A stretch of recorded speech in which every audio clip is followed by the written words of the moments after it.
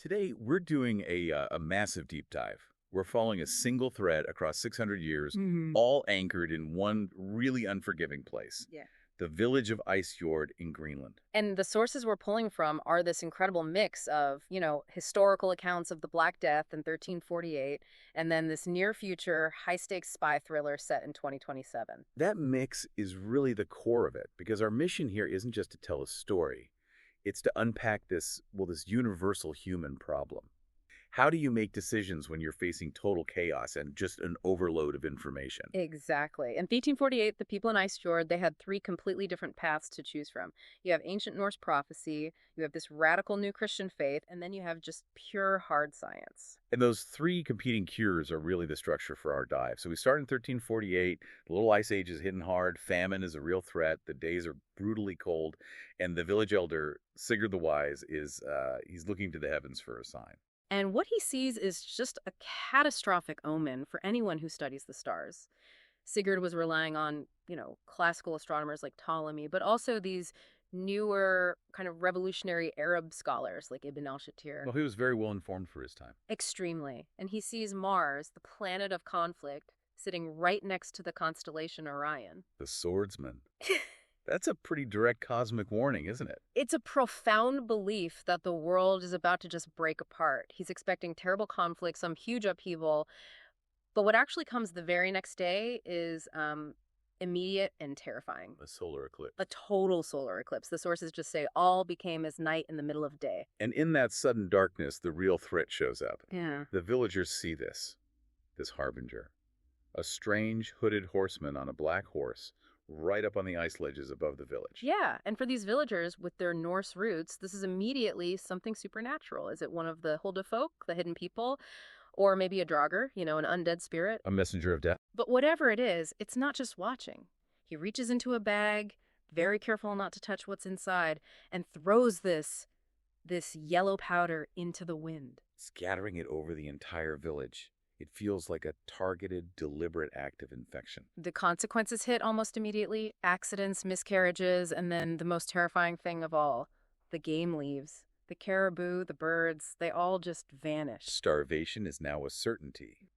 And that's when the outside world arrives. A trader, Klaus Becker, shows up. And he brings not just supplies, but the first news of the plague that's tearing through Europe. And he has a new interpretation for everything they've seen. He connects it to the Bible. He connects it to the four horsemen of the apocalypse. He says that dark rider they saw, that was the fourth horseman. That was death itself. So there's our first big ideological clash. Sigurd and his wife Ingrid are thinking Ragnarok, the Norse end of days, while Becker is arguing it's God's judgment, biblical punishment. And then it gets even more complicated. A dilapidated ship arrives, the SS Maidenhead. Ship of fools. And out comes Captain Simon Le Chaundelere and his flagellant mendicants. These aren't just zealots. This is a radical theological movement. Right. They believe the plague is God showing his anger, and the only way to appease him is through self-suffering. Extreme self-suffering. They publicly whip themselves to atone for the sins of the entire village. Which is a huge political statement. They're basically taking on the role of priests, claiming they can grant absolution. They're usurping the church's authority, and that's precisely why Pope Clement VI eventually bans the whole movement. But then, in that moment of panic, they had immense power. And Captain Simon uses that fear. He gives them an ultimatum, right? Oh, yeah. He demands free food and lodging for all his followers. The implied threat is clear. If you refuse us, God will withdraw his protection and you will all die.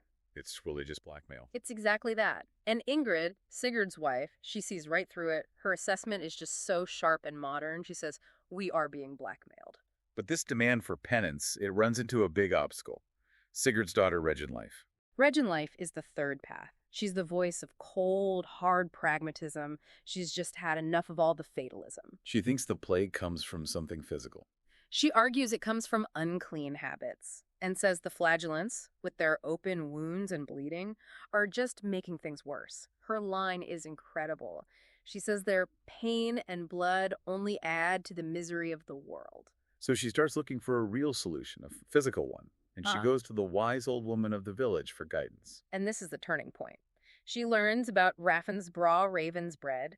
It's described as this luminous, shimmering blue and silver flower that's said to only grow where the Huldafolk, the hidden people, live.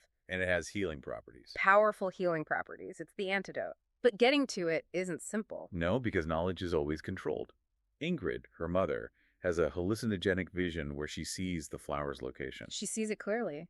But in the vision, a spectral horseman, maybe a landlord's spirit, forbids her from touching it. It claims ownership over the land and everything on it. So the cure is there, but it's protected. It's prohibited by some authority. And that conflict just erupts into the open.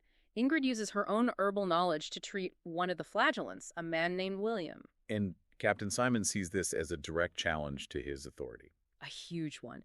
So he and his prosecutor, they put Ingrid on trial for witchcraft. The charges were specific, weren't they? Designed to create fear. Absolutely. Using dark arts.